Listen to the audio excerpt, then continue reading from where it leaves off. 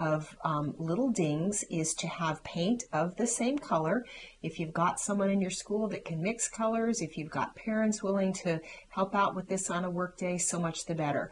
But with this color, if you dab the color on, doing your best to get it only on the places that it's come off the wood, and then tap it with your finger, that's one of the best ways to make these repairs and make them as invisible as possible. Please do not attempt to do this kind of a repair with a Sharpie unless that's the only way that you're going to do it. If you then try to paint over it later or redo it, you're going to find that things are not going to adhere to where you did the Sharpie, and the repair will not look as nice. One other note, if you are working in a school where you have brought your own materials into your classroom, it's important that you take responsibility for keeping track of what's yours and what belongs to the school. These are clear labels that I've put on some of my materials. You can see it's kind of unobtrusive, and especially if it's on the back of something, then it's able to have your name on it, doesn't take any of your time to write it out, and your things are clearly yours if you're changing classrooms or changing schools. So now let's go on to the next thing that I want to introduce about fractions, and this again, of course, is a rectangular model. This is from Activities for Learning. Now, this chart is the control chart, but it can also be the fraction pieces. So you can take this and cut it apart and have more than one. So if you want to set up a fraction box similar to traditional Montessori materials, where you have a section box with several 1/2 in the section, several 1/3, this can be done to create that as well. Now what I have here is actually a wooden fraction puzzle, and I love wood. I think many of you have seen very many segments of what I film know that, but I don't feel completely confined to it.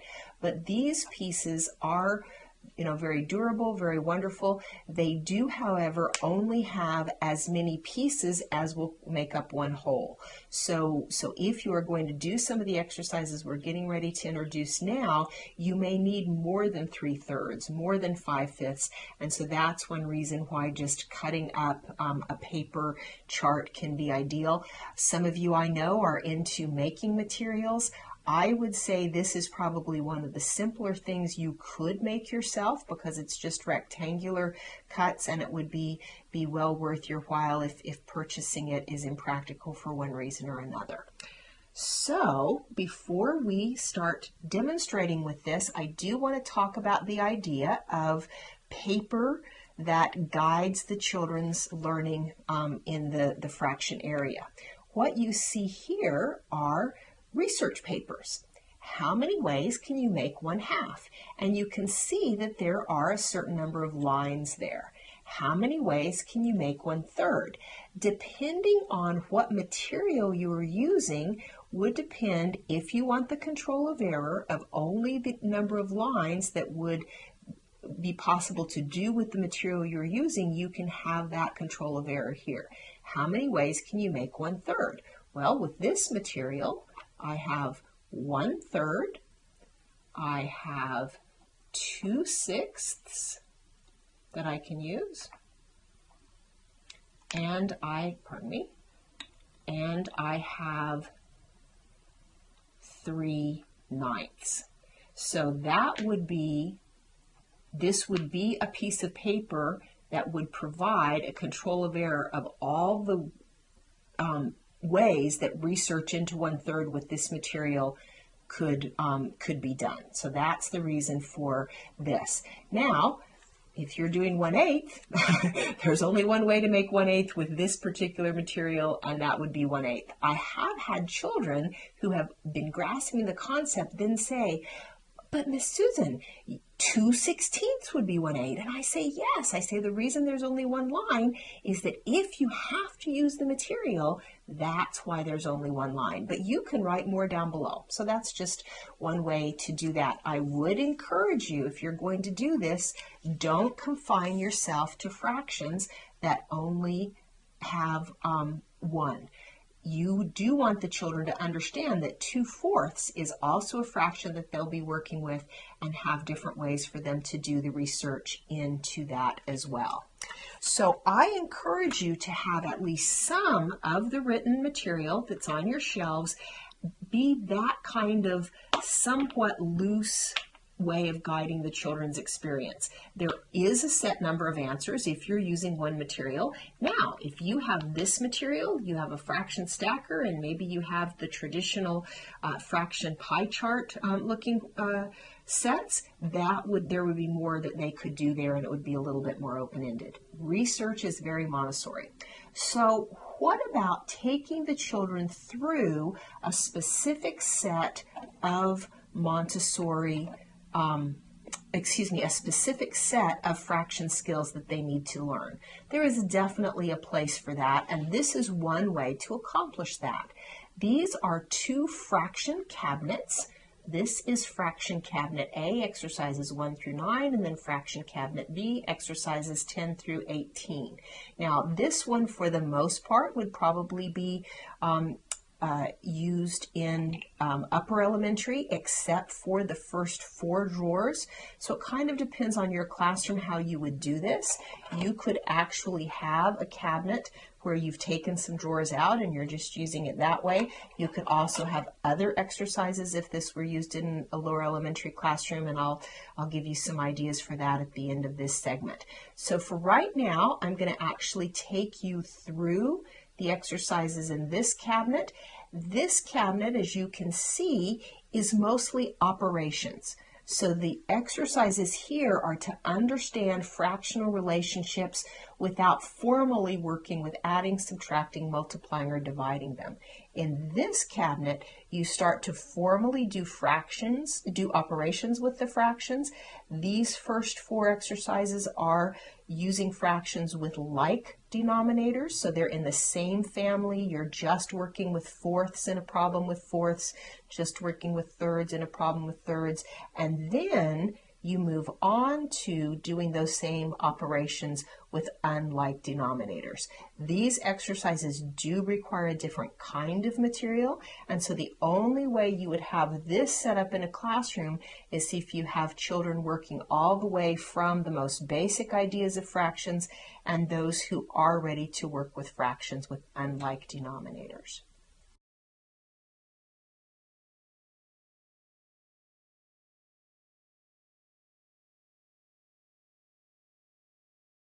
In previous segments, we've talked about some of the introductory exercises for the practical life area in the classroom for children from 3 to 6, or for children ages 3 to 6 in the home. When we teach a child to pour in order to help him or her be most successful, we give them a series of exercises that help them learn to manage the pitcher without dropping it or spilling the contents. We start with a dry pouring, sometimes with something larger like some beans and then rice, and then pouring liquids, and then of course pouring their own drinks, serving drinks for other people. In this segment, I'm going to talk about the whole idea of preparatory exercises, what's appropriate for a preparatory exercise, and what needs to come before and after them for these exercises to be a successful part of the Montessori curriculum. Again, this is primarily for children ages 3 to 6 and older toddlers, but the principles can be applied to other exercises in the classroom. Even in the upper elementary classroom, I have seen teachers insist that a student go through a series of exercises even when the child had already mastered the concept. The larger picture, the larger lesson of this segment is to make sure that the exercises are serving the child and the child is not just following the exercises on the shelf in the environment. So, what makes an appropriate introductory exercise? Let's look at one that I have seen in more than one classroom. I don't have it set up as an exercise, and I'll talk about why. This, I believe, is designed to be a soap holder. I think that's what its purpose is. And these are some very beautiful little beads. I have seen this exercise set up with children using their fingers to place the beads on the little cups of the soap holder. It also can be done with tweezers, the kind of larger plastic tweezers that open fairly wide. Now, what is the purpose of this? I would say that for the educators who put it in their classroom, who know what the purpose is, that they would probably say it has to do with developing the pincer grasp, and I would say that would be the case. However, I'm not sure that it's worth the space in your classroom. It's beautiful. The little beads are beautiful on the soap thing, and I've had it in my classroom, and I would not put it in a 3 to 6 classroom if I was setting it up today. I would use these beads to let children design jewelry, maybe even jewelry that they set up but aren't able to take home. I don't think I would use this for anything, but I'm not sure. The reason I wouldn't have it in my classroom is I think there are other things that deserve the space and deserve the child's time even more.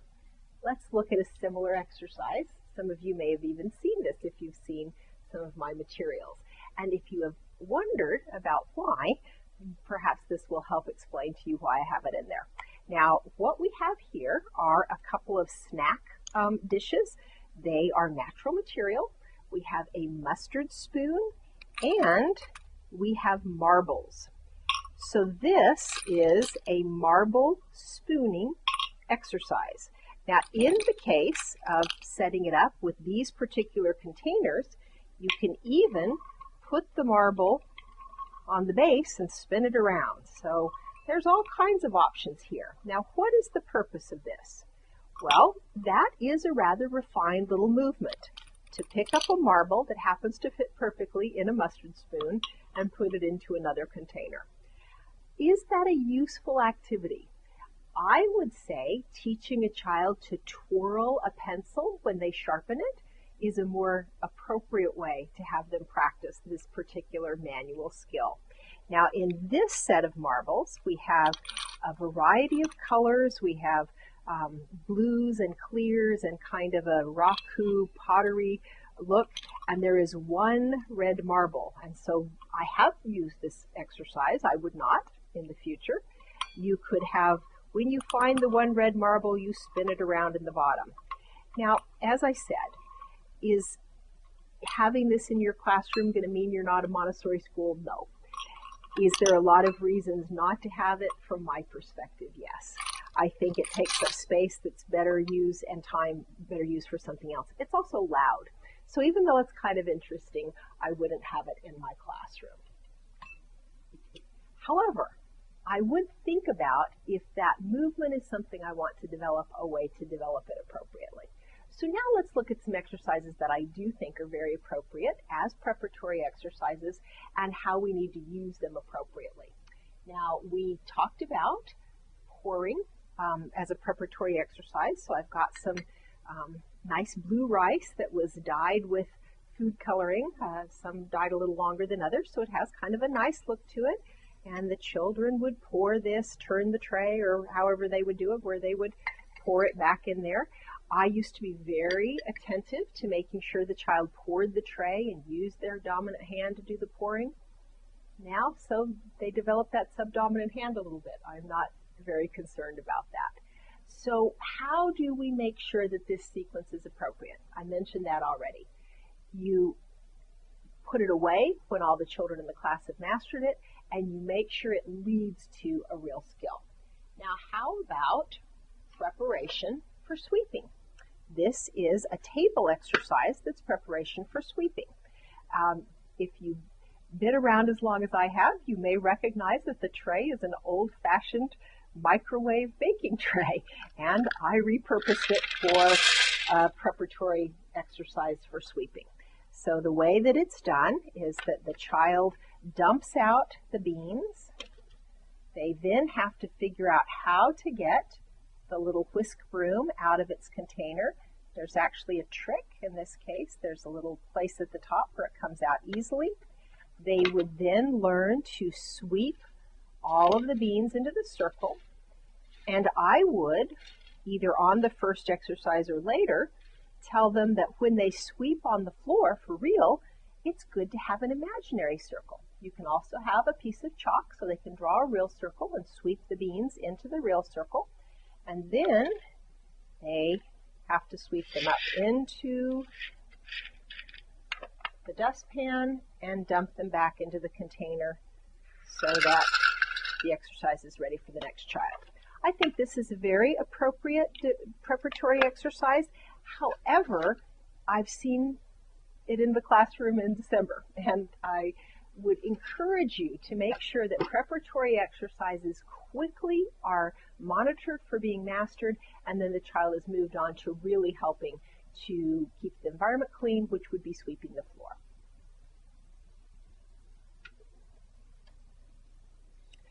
This is nuts and bolts, and it's, again, a preparatory exercise because all it is fitting the nuts onto the bolts. And I just have the set together here. I don't have it set up the way that I would in the classroom, which would mean that all of the nuts would be separate and the bolts would be separate. The child has to match the sizes and then fit the bolts onto the nuts. One reason I have found that some teachers keep preparatory exercises out way too long is it's nice and neat and clean and tidy, and you don't have to think too much about it. So what happens after this?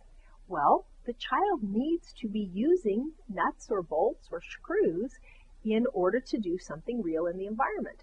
One thing that potentially they could do is after they've mastered this, they could go around and check the drawer pulls in the kitchen area or on the cabinets and make sure that if there are any things that have become loose in the classroom, that those things are tightened up. Same thing for furniture that's put together with screws or nuts and bolts. Now, the last preparatory exercise that I'm going to talk about is containers with lids. Now, in this case, some of the containers, the lid is attached. This is a makeup brush case, and this is an example of perhaps a very introductory exercise because all of these containers are so easy to open that I practically can do them one-handed myself, and so a child probably with two hands wouldn't have too much trouble. So if you were to put this out on the shelf, I would say it would be out for a week because everyone in the class would have mastered it. So be careful not to make it too easy, and let's make it real. If these are things that a child really wouldn't have too much trouble figuring out how to open, let's look for containers that are going to be challenging. Now this one I am going to have to put some of them down in order to open them for you. This one is just the snap, which just the strength might be a little bit of a challenge. This is a funny little business card case I have where you learn how to do the latch and that it kind of opens itself and is very fun, but it's a little bit tricky. And here again, you have to decide how you're going to present this. When you present this, are you going to show them how to open this one? Or are you going to show them how to open one of the containers and say, these are containers with lids, either attached or separate, and you have to learn how to open these different things so that no matter what you come across, you'll be able to open it. And I've specifically shopped for these for various reasons. I'm going to show you a couple of them that open kind of fun. This is a little mint case, and the way that you open it is by popping down the center, and that makes these little parts come apart, and then when you close it, which is really the hard part, then you have to press these down and the middle pops up. So if you're going to have something like this, you can have some that are easy, but make sure there are some that are challenging. This is going to be even more challenging for a child than for me because of the size of their hands. But this is a real thing. If you get posters or prints that are rolled up, this is the kind of container it comes in, so that's going to be a little bit tricky. And sometimes we have little boxes that are very special boxes, and it may not be at all obvious how to open it until you play around with it a little bit. So as you choose introductory exercises in your classroom, you need to do three things. Number one, you need to make sure that that exercise deserves the space and your children's time. Number two, you need to make sure that there is some challenge involved. And as soon as the challenge is gone, the exercise goes away. Or you replace it, or you make sure that it goes away and then comes back again if there's just a few students that haven't mastered it. And finally, if it's a practical life preparatory exercise, make sure it's really preparing the children to do something that's practical.